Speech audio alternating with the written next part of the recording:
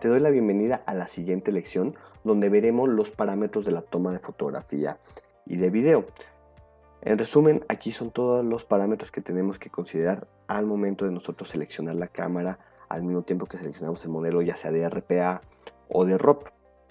Estos parámetros que nosotros vamos a ver aquí son solo unos cuantos de los tantos que hay, pues si tú eres un apasionado de la fotografía y del video, sabrás que pues al momento de nosotros trabajar con alguna cámara, pues hay muchos parámetros a considerar. Sin embargo, los que mostraremos aquí son los que,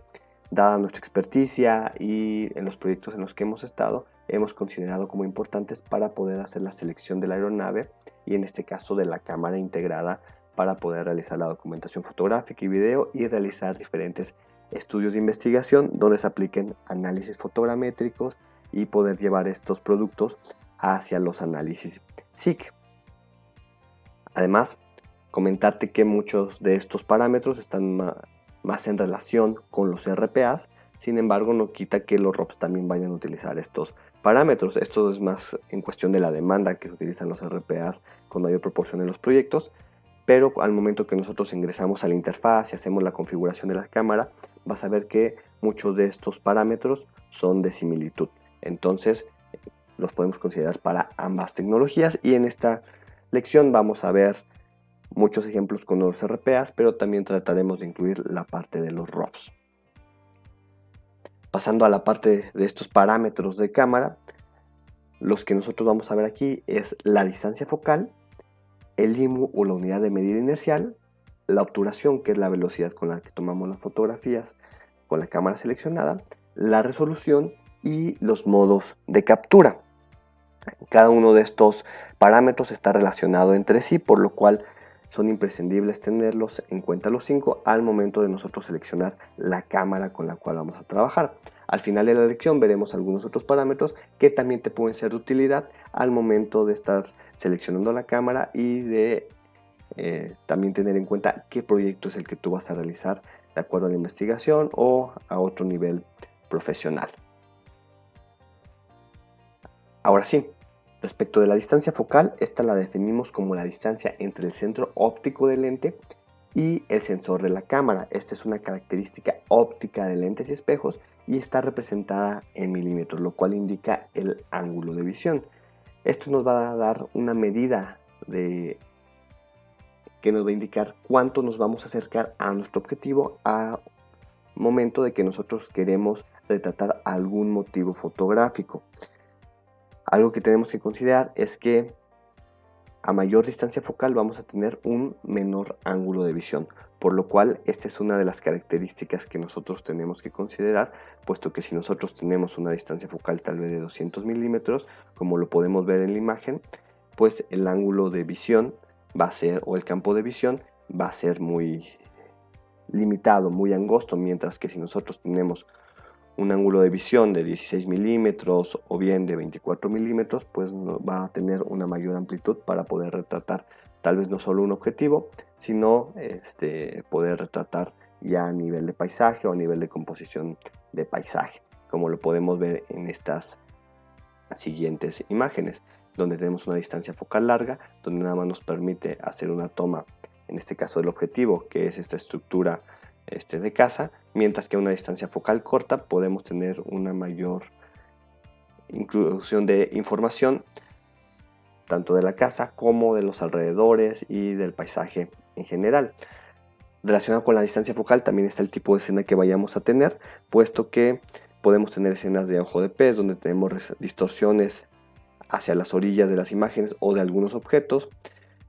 escenas de gran angular, estándar, de telerretrato, así como de larga distancia, macro, entre muchas otras escenas que podemos llegar a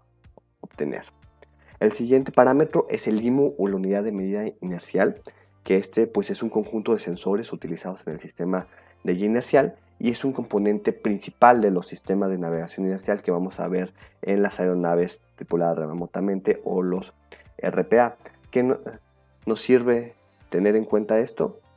Pues si nosotros hacemos una correcta calibración del IMU, vamos a tener un máximo control y estabilidad tanto del RPA como del ROP, ¿sí? Es decir, cuando nosotros hacemos una correcta calibración del IMU y de todos los sensores, lo que va a hacer es que la aeronave o el vehículo subacuático se mantengan totalmente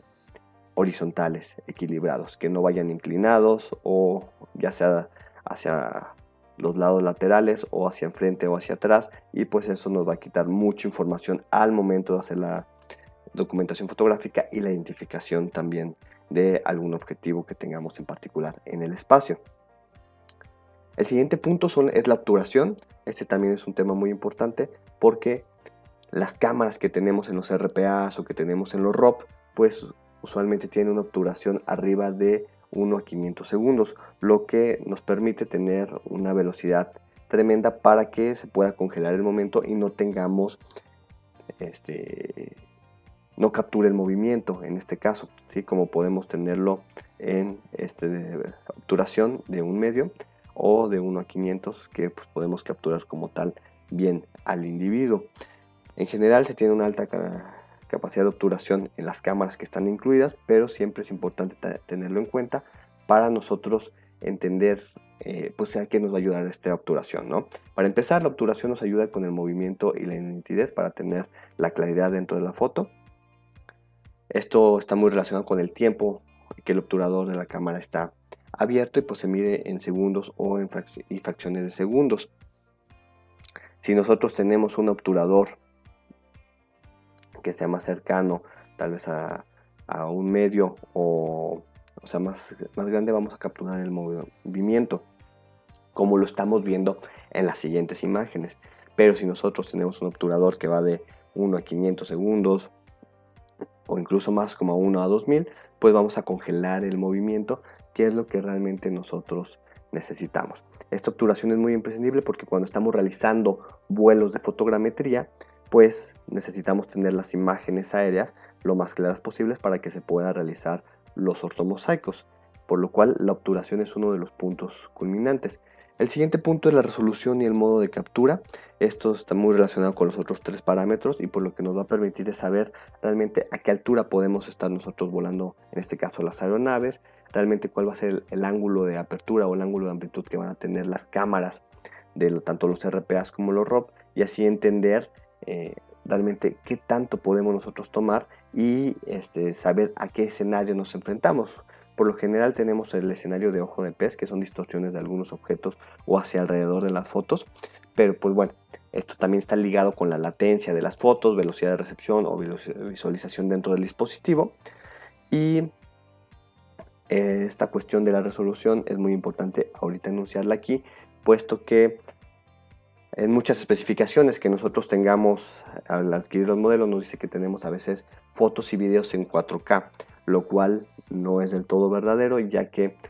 nosotros al momento de elegir el modelo, en su mayoría sí puede tener una resolución en fotos de 4K, pero en video la resolución siempre baja a 2.8K. Eso es muy importante que lo tengamos en cuenta para que nosotros sepamos realmente la resolución verdadera con la que vamos a estar trabajando, puesto que también esto va a depender mucho de la altura de vuelo para saber qué tan definidos van a estar los objetos al momento de estar nosotros haciendo los análisis de investigación. Y otros parámetros que también podemos considerar son los sensores de la cámara, que puede ser en este caso de CMOS, el formato de salida, si es RAW, JPG, DNG, PNG o MP4 o hay combinación de formatos, la calidad de fotos y video, que esto va a depender mucho del sensor IMU y de su calibración, accesorios de filtros, que ya vamos a ver que mucha tecnología pues le podemos agregar accesorios, sobre todo a los ROPs, filtros para que podamos tener mayor nitidez o eliminación de algunos sedimentos por ahí dentro de las fotos, que tengamos mayor resolución en función del escenario. Pues estos accesorios también tenemos que considerarlos, que le podemos incluir dentro de la cámara. Almacenamiento de información, esto ya es un punto extra dentro de la configuración y de los parámetros de las cámaras y video, pero es muy importante, puesto que si no tenemos el almacenamiento suficiente, pues vamos a perder la información a final de cuentas, y es lo que no queremos, y la investigación que necesitamos tiene una ventana de vuelo o una ventana de navegación ya definida, por lo cual todos estos parámetros que estamos viendo tanto anteriormente como los que ya les mencioné aquí siempre hay que tenerlos en cuenta si nosotros vamos a tratar de tener una utilidad de la cámara para análisis de fotogrametría en investigación, que pues vamos a estar viendo en los siguientes módulos estos análisis de fotogrametría y van a entender mucho del por qué seleccionar estos parámetros y de por qué serviría tenerlos en cuenta. Además, aquí les comparto un enlace web de interés en el cual ustedes pueden hacer mayor búsqueda sobre algunos parámetros que podemos encontrar, por ejemplo, con el Phantom 4 o con el Mavic 2, y que vayamos entendiendo más del por qué es importante la parametrización de la cámara al momento de trabajar con estas aeronaves. Este enlace se lo adjuntaremos debajo de este video para que puedan hacer la revisión de manera breve.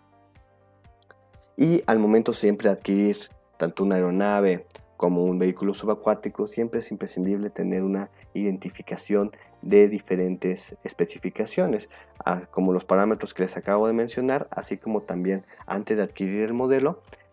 meternos a las especificaciones que podemos encontrar en la web y saber diferentes rubros sobre él, como el sensor de imagen, los píxeles efectivos, la resolución de video, el formato de video, formato de foto, almacenamiento, la cuestión del IMU o lo que viene siendo el lente, y poder tener mayor información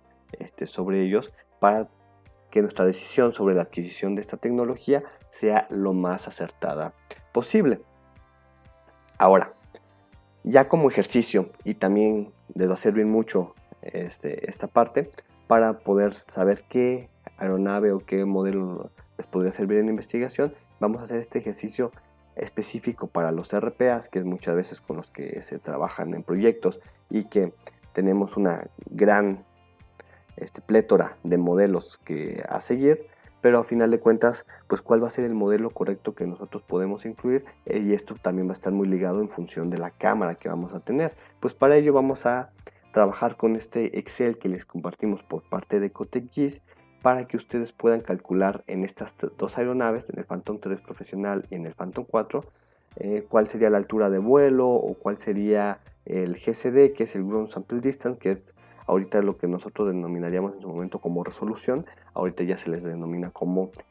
Ground Sample Distance o GSD, y esto aparte que nos va a servir para conocer más de los parámetros que podemos buscar al momento de seleccionar los modelos, también nos va a servir para que nosotros tengamos una idea de si la cámara nos es funcional para nuestra investigación, si el modelo nos es funcional, ya que posiblemente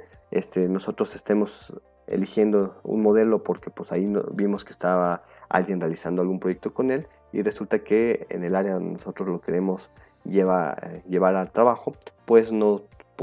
llega a ser bueno. Esto vamos a hablarlo más en un video explicando esta práctica. Entonces aquí les dejamos este video, también les dejamos el Excel, y en el siguiente video ya veremos el cómo utilizar este pequeño Excel para que nosotros podamos estar realizando los cálculos y tengamos una noción sobre si esta aeronave nos sirve para poder realizar las operaciones aéreas o vamos a tener que buscar otra opción al mismo tiempo que aprendemos más de estos parámetros. Bueno, hasta aquí dejamos esta lección.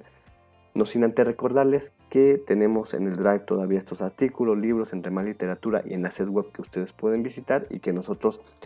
día con día vamos aumentando más en información para que ustedes puedan tenerlo de primera mano. Y también recordarles que debajo de este video podemos hacer las dudas y o comentarios que se les hayan presentado, ante lo cual el equipo de CotecGIS y un servidor estaremos gustosos de responder a la brevedad.